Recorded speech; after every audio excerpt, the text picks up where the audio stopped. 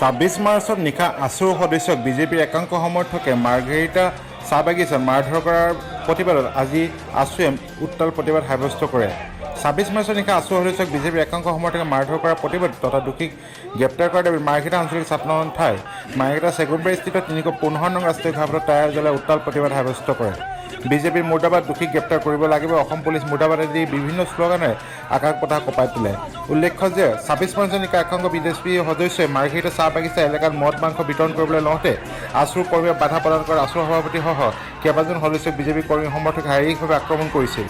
ইয়াৰ পাছত আছুৰ মাৰ্ঘেৰিটা থানা ঘেৰাও কৰি প্ৰতিবাদ সাব্যস্ত কৰি এজাহাৰ দাখিল কৰিছিল যদিও আৰক্ষীয়ে ব্যৱস্থা গ্ৰহণ নকৰাৰ প্ৰতিবাদত আজি আছুৰ তীব্ৰ প্ৰতিবাদ সাব্যস্ত কৰে।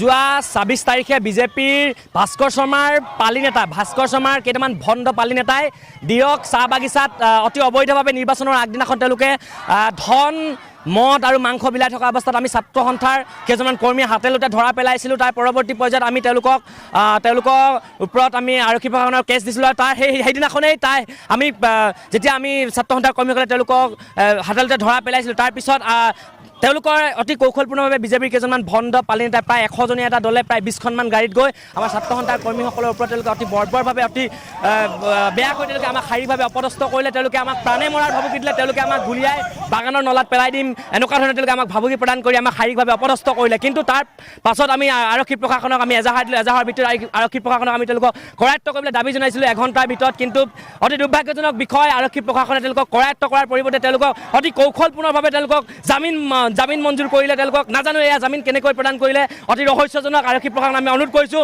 অনতি পলমে ধৃত ৰমজান আলী, প্ৰদীপ সিং, মিণ্টু কোচ, বিতুমন শৰ্মা বৰুৱা, নিৰ্মল ওৰাং, কাজল তাছা এইসকল ব্যক্তি যদি কৰায়ত্ব নকৰে আগন্তুক দিনত মাৰ্ঘেৰিটা আৰু জ্বলিব। আৰু এইসকল ব্যক্তিয়ে ছাত্ৰ সন্থাৰ কৰ্মীৰ ওপৰত পৰা প্ৰত্যেকটো কোবৰ হিচাপ দিব লাগিব। তেওঁলোকে আছুৰ ওচৰত আহি তেওঁলোকে ৰাজহুৱাভাৱে ক্ষমা খুজিব লাগিব, ছাত্ৰ সন্থাৰ ওচৰত ক্ষমা খুজিব লাগিব, অন্যথা কিন্তু আমাৰ এই আন্দোলন তীব্ৰতৰ হ'ব, সেই কথা স্পষ্ট। চাওক, যোৱা 26 তাৰিখে আমাৰ মাৰ্ঘেৰিটা আঞ্চলিক ছাত্ৰ সন্থাৰ সভাপতি চিন্তু গগৈসহ কেইবাজনো আমাৰ আছুৰ কৰ্মকৰ্তাক এই বিজেপিৰ ভেৰুণীয়া গুণ্ডা বাহিনীয়ে যেতিয়া মদ মাংস বিলাই আছিলে তেওঁলোকে ধৰিবলৈ গৈছিলে। তাৰ পৰৱৰ্তী পৰ্যায়ত তেওঁলোকক খুব বেয়াকৈ মাৰপিট কৰিছে, গুৰলাগুৰকৈ তেওঁলোকক প্ৰহাৰ কৰিছে। আৰু তাৰ পৰৱৰ্তী পৰ্যায়ত আমি মাৰ্ঘেৰিটা আৰক্ষী থানাত আমি এজাহাৰ দাখিল কৰিছিলোঁ। যিসকল ব্যক্তিয়ে মাৰপিট কৰিছে তেওঁলোকৰ নাম সন্নিৱিষ্ট কৰি এখন এজাহাৰ আমি দাখিল কৰিছিলোঁ।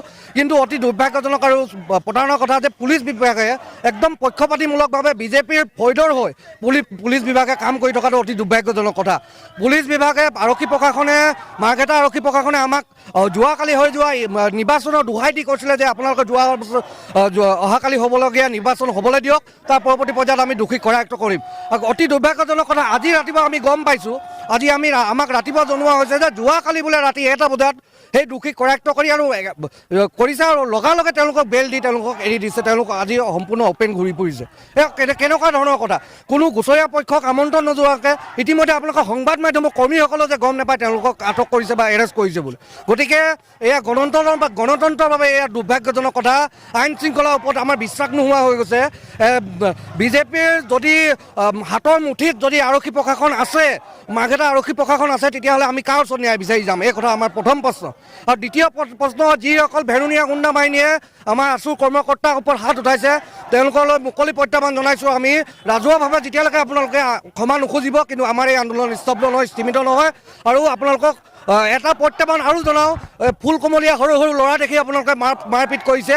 যদি আপোনালোকৰ পুৰুষত্ব আছে আপোনালোকক সন্মুখলৈ আহিবলৈ আমি তিনিচুকীয়া জিলা ছাত্ৰ সন্থাই প্ৰত্যাহ্বান জনাইছোঁ।